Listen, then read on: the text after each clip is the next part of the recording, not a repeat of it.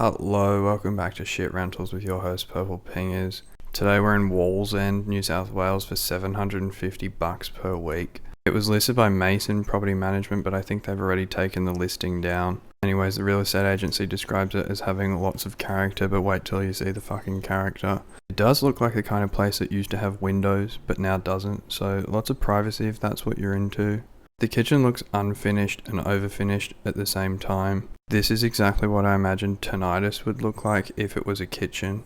The floor looks kind of like those little macaroni things that you made in kindergarten art class and then you brought it home and then your mum kind of just used it to tile the entire floor. I don't know why, but this room kind of stresses me out.